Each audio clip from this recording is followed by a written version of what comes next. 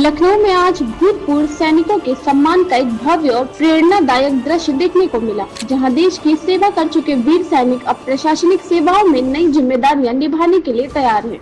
भूतपूर्व सैनिक जन कल्याण समिति उत्तर प्रदेश द्वारा आयोजित इस समारोह में TCS 2023 और 2004 सहित कई परीक्षाओं में चयनित 59 पूर्व सैनिकों को सम्मानित किया गया। ये सिर्फ एक सम्मान समारोह नहीं बल्कि संघर्ष, समर्पण और सफलता की कहानी है।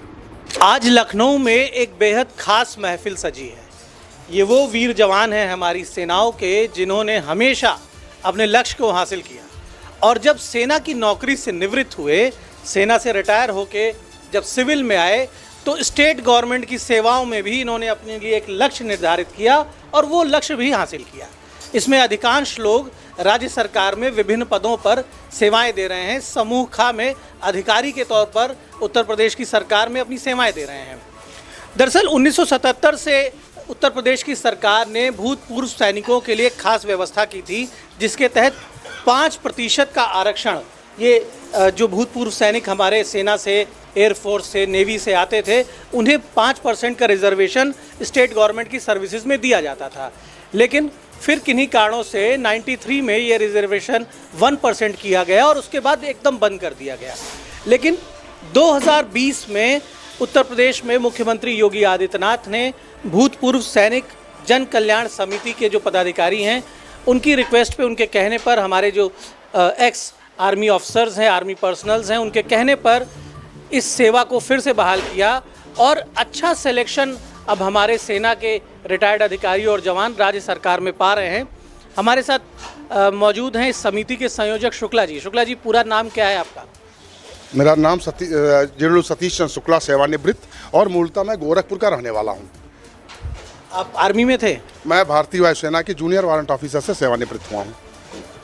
ये जो एक बीच में एक कठिन दौर रहा, जब ये आपको जो सेवा, जो सरकार सुविधा देती थी, राज्य की सेवाओं में जो रिजर्वेशन देती थी, उसे बंद कर दिया गया।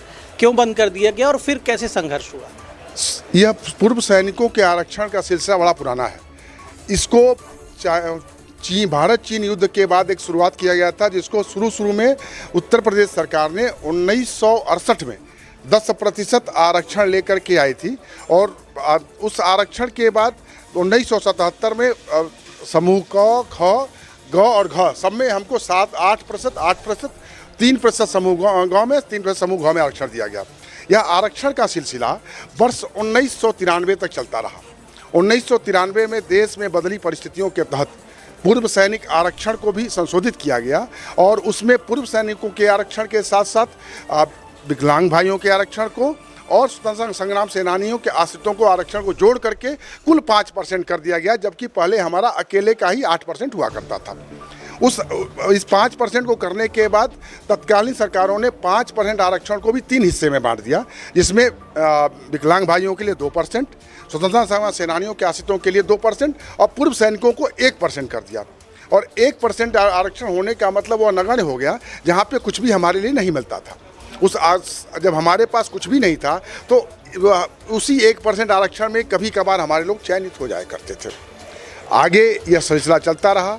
1999 में एक दौर ऐसा आया जब हमारे आरक्षण को समूह क और ख में पूर्णतः समाप्त करते हुए केवल समूह ग और घ में रखते हुए और उसको 5% तक बढ़ा दिया गया और इसको यह कहा गया कि सैनिकों के मनोबल के लिए बढ़ाया गया है, जबकि वास्तव में सैनिकों के मनोबल को तोड़ दिया गया था, क्योंकि हमको खाली क्लर्क और नीचे के स्तर के पदों पर नियुक्ति का आरक्षण था, बाकी पदों पर हमारा आरक्षण नहीं था। यह 1999 से यह सिलसिला वर्ष 2021 तक चलता रहा। इस दौरान 2006 से लेकर के 2021 तक हम लोगों ने इस आरक्षण को प्राप्त करने के लिए अलग अलग लोगों को अलग अलग ढंग से निवेदन किया, सरकार के माध्यम से, प्रशासनिक चैनलों पे, न्यायालय के माध्यम से, लेकिन ये हमारे सारे सिलसिले को कोई बड़ा फलीभूत नहीं हुआ। 2018 में आकर के हमको एक ब्रेक मिला, जहाँ पे यह कहा गया कि भाई आपको आरक्षण देने पर विचार अनुमान की, मतलब सरकार भी आरक्षण देने का पर विचार कर रही है। और उसको आकर के माननीय योगी आदित्यनाथ जी की सरकार ने वायुसेना दिवस 2020 को भारतीय वायुसेना मतलब भारतीय सेना के सैनिक जो कि सेवानिवृत्त होकर आके उत्तर प्रदेश में जो आकर के बसते हैं, उनके लिए 5% के आरक्षण की व्यवस्था की, जिसके तहत वर्ष 2022, 2023 और 2024 में लगातार हमारे पूर्व सैनिक चयनित हो रहे हैं। इस चयन में 2022 में या 2023 में हम लोगों की संख्या बहुत सीमित थी। 2022 में 8 पूर्व सैनिक और 2023 में 7 पूर्व सैनिक चयनित हुए थे। लेकिन इस बार के रिजल्ट में, जो कि अभी अगस्त के लास्ट वीक में आया है, उस रिजल्ट में समीक्षा अधिकारी 2023 और यूपीपीसीएस 2024 के रिजल्ट में कुल मिलाकर के हमारे 59 पूर्व सैनिक चयनित हुए हैं। उन 59 पूर्व सैनिकों में 40 पीसीएस में और 19 समीक्षा अधिकारियों में चयनित हुए हैं। एक बड़ी सफलता है कि 40 पीसीएस ऑफिसर्स भूतपूर्व सैनिक हैं और 19 समीक्षा अधिकारी, एक बड़ी उपलब्धि है। और आप देखिए कि ये हमारे जो जवान हैं, हमारे जो अधिकारी सेना से रिटायर हो रहे हैं, ये सब लोग पढ़ाई में भी खूब तेज हैं, कंपटीशन भी बढ़िया बीट कर रहे हैं और लंबी नौकरी करने के बाद भी किताबों से जो है दोस्ती बनी हुई है। शुक्ला जी, बीच का जो दौर रहा, जब आपको राज्य सरकार में नौकरियां नहीं मिल रही थी, तो जब आप पेंशन पे आते थे तो कैसी कठिनाइयां होती थी सम्मान से जीवन जीने में या परिवार की आर्थिक ज़रूरतें पूरी करने में? क्या कठिनाइयां होती थी, उन परिस्थितियों को संक्षेप में बताएं। देखिए, हमारे लोग जब रिटायर होकर आते हैं तो पहली चीज़ तो उनकी आय आधी हो जाती है और जिम्मेदारियां बड़ी होती हैं। बच्चे बड़े होते हैं, उनको बच्चों का स्कूल देखना होता है, अपने रीएम्प्लॉयमेंट को सोचना होता है। एक सैनिक जिस दिन सेना में जाता है उस दिन उसका बेरोजगार होना तय हो जाता है, क्योंकि सेना में अनिवार्य सेवानिवृत्ति और वहाँ के पिरामिड स्ट्रक्चर के नाते 15 से 20 साल की नौकरी के बाद लोग घर चले जाते हैं। बहुत कम लोग जा जाते हैं जो कि अधिकतम 57 साल की उम्र तक नौकरी करते हैं। उनके वो भी आकर के 3 साल बेरोजगार ही रहते हैं।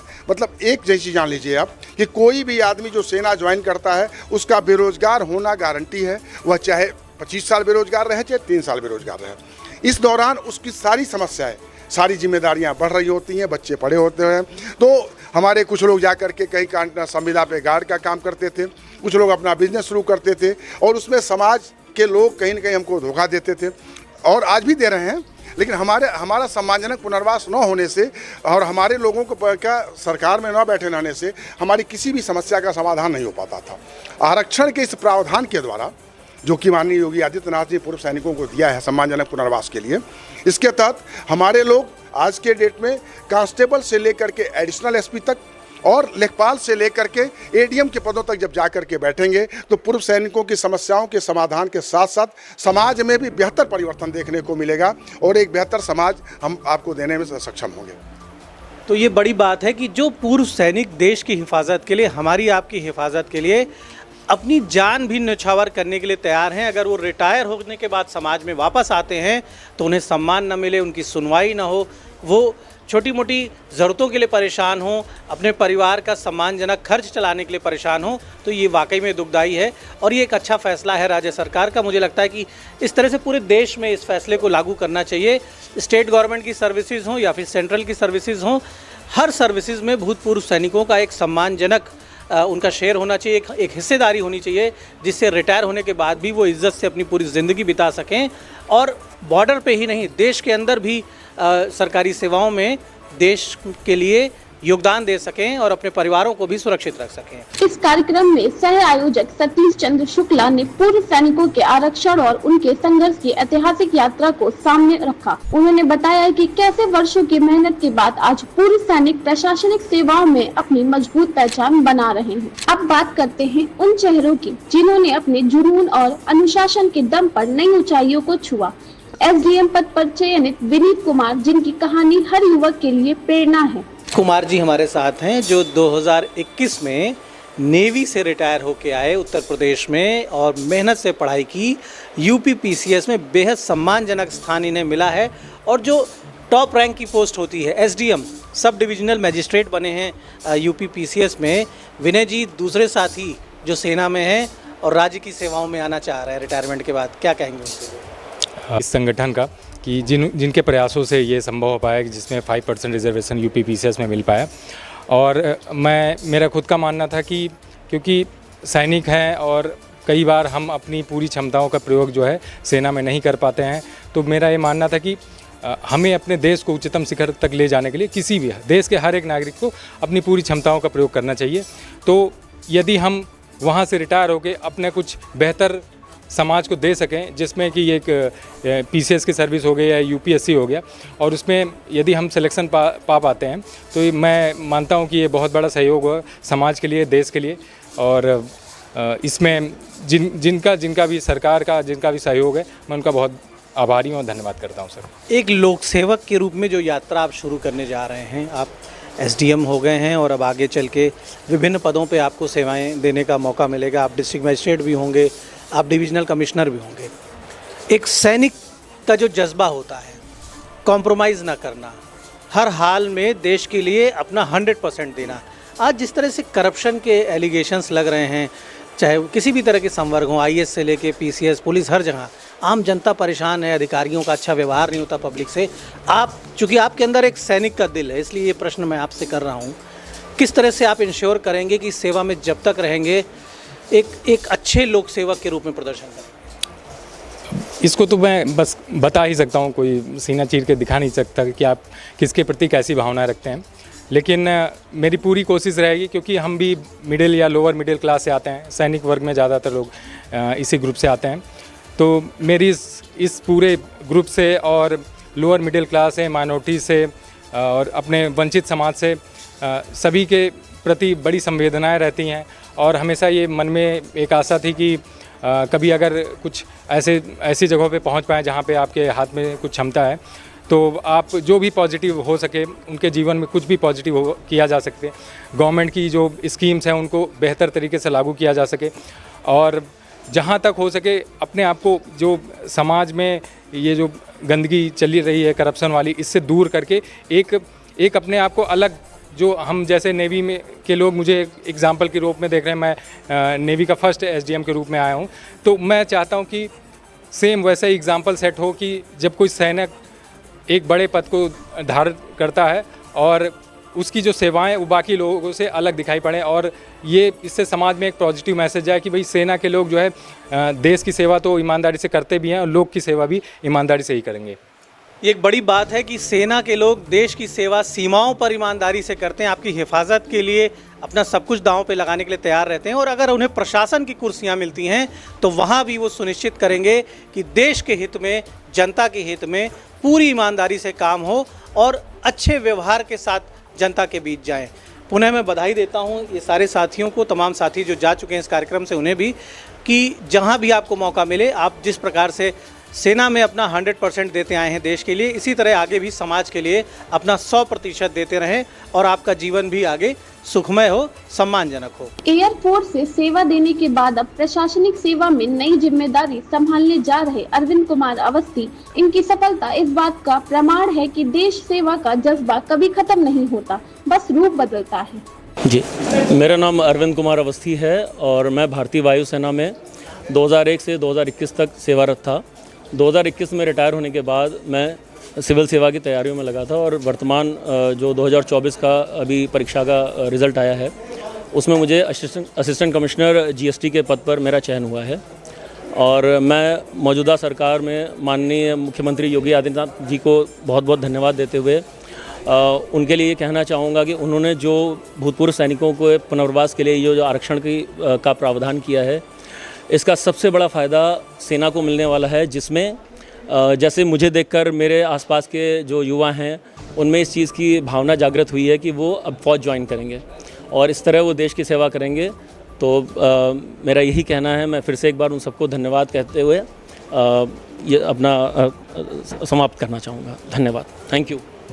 धर्मेंद्र सिंह है और मैं अभी मेरा 2024 में समीक्षा अधिकारी सचिवालय के पद पे चयन हुआ है और मैं 2017 तक वायुसेना में था।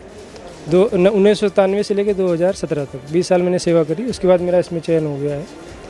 चयन होने के बाद मेरे को अपना व्यक्तिगत तौर पे ऐसा मानना है, मैं सर्वप्रथम मैं श्री योगी आदित्यनाथ जी को धन्यवाद करना चाहूँगा कि उनके इस सराहनीय कृत्य से देश के जो सैनिक हैं उनका मनोबल चौगुना हुआ है और इसका जो लाभ है वो म्यूचुअली सैनिकों को भी मिलेगा और सैनिकों की वजह से समाज में भी इसका लाभ जो है देखने को मिलेगा।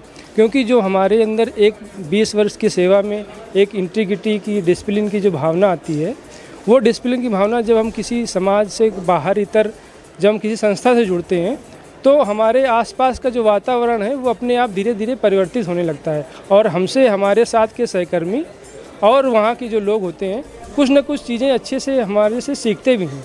तो मैं इस जो अभी नए प्रकार का जो ये वातावरण में परिवर्तन आया है, मैं इसके लिए योगी आदित्यनाथ जी का और अपने जो बड़े भाई हैं श्री सतीश चंद्र शुक्ला जी का और जो हमारी चयन समिति है, सैनिक जन कल्याण समिति है, मैं उसका धन्यवाद करना चाहूँगा।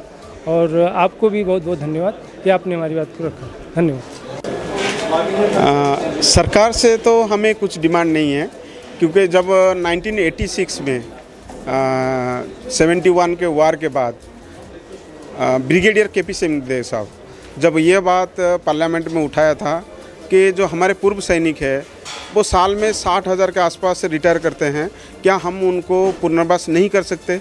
तो उस टाइम पार्लियामेंट ने ही, गाँव सरकार की बात नहीं बोलूँगा, उस टाइम पार्लियामेंट ने ही ये डिसीजन ले लिया था कि जो भी हमारे पूर्व सैनिक रिटायर हो रहे हैं उनको एक लैटरल इंडक्शन के तहत, मतलब एक director general of resettlement create किया जाए, और इनका काबिलियत को देखते हुए यहाँ तक कि उन्होंने लिखा था कि अगर इनका काबिलियत है कि इंटरव्यू लीजिए और आईएएस अफसर बनना चाहते हैं तो उस आईएएस अफसर में बना दीजिए। तो लैटरल इंडक्शन का कॉन्सेप्ट वहाँ से 1986 में शुरू हुआ और ये चलता आ रहा है कि एक सर्विसमैन को लैटरल इंडक्शन देना है, और एक साल पहले अगर कोई लैटरल इंडक्शन तहत अपना काबिलियत साबित कर पाता है तो वो उसको रिटायरमेंट से पहले भी उसको इंडक्शन कर दिया जाए गवर्नमेंट के लोक सेवा आयोग में। इसका पालन हो रहा है? इस चीज़ का पालन बहुत सारे संस्थाएं कर रहे हैं, लेकिन एक दो चीज़ यहाँ पर है कि हम जो सर्विस में रहते हैं ये चीज़ पता नहीं है। दूसरा, जो सिविल डिपार्टमेंट है उनको भी पता नहीं है कि इसको कैसे पालन करना है। जैसे कि मेरा 2 जगह पहले सिलेक्शन हुआ था, नेशनल इंस्टीट्यूट ऑफ हाइड्रोलॉजी में, और उसके बाद एक इसरो का एक संस्था है इन स्पेस में, लेकिन वहाँ पर उनको पता नहीं चला कि what is the lateral induction, जिसके वजह से मेरा ज्वाइनिंग नहीं हो पाया। लेकिन अभी ministry of electronics and technology IT MIT जिसको बोलते हैं, वहाँ पर मेरा सिलेक्शन हुआ है और मैं 9 अप्रैल को ज्वाइन किया हूँ। तो उनको भली भांति पता है कि लैटरल इंडक्शन क्या होता है और कैसे चयन किया जाता है, और उसके तहत मेरा चयन हुआ है। क्या गुड नेम आपका? मेरा नाम है नायसुधार प्रियदर्शन प्रधान, रिटायर। शुक्ला जी, आप तो लॉयर भी हैं और ये जिस तरह से लेटरल इंडक्शन का इन्होंने बताया, क्या आप मांग करेंगे न्यायालय से कि इसके लिए सभी विभागों को स्पष्ट निर्देश दिया जाए कि इस नीति का पालन करें जिससे सैनिकों का सम्मानजनक पुनर्वास हो? बिल्कुल, मैं आपके मीडिया के माध्यम से ये बताना चाहूँगा कि लेटरल इंडक्शन के बारे में, रीएम्प्लॉयमेंट के बारे में, डिपुटेशन के बारे में बहुत ही कम जानकारी हमारे वेटरन भाइयों और जो अभी प्रेजेंट में सर्विस आर्म फोर्स से पर्सन हैं वो बहुत कम जानते हैं, और इसका लाभ वो प्रॉपर नहीं ले पाते हैं।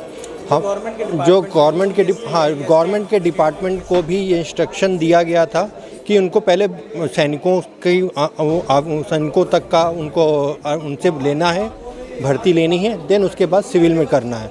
पर इसका समांतर मतलब काल में ये चीज़ देखी गई कि इसका फॉलोअप नहीं हो पा रहा है, इसको और कम जानकारी के अभाव में ऐसा हो रही है। और हमारे पास वीर सैनिक वेलफेयर फाउंडेशन आया, उसने बताया कि सर ये प्रॉब्लम है, तो हमने इसको लेके कैट में हमने याचिका दाखिल की। कैट ने इसके रिगार्डिंग स्टे दिया कि वीर सैनिकों, जो हमारे जो सैनिक हैं उनको पहले प्रायोरिटी दिया जाए, और प्रायोरिटी देने के बाद ही वो चयन हो। और इस लड़ाई में हम आगे भी बढ़ रहे हैं, और हम सरकार से भी यही कहेंगे कि जो पॉलिसी बनाए उसको सबकी जानकारी हो और जन जन तक पहुँचे इसके बारे में। धन्यवाद। हम आपकी मीडिया का बहुत शुक्रगुजार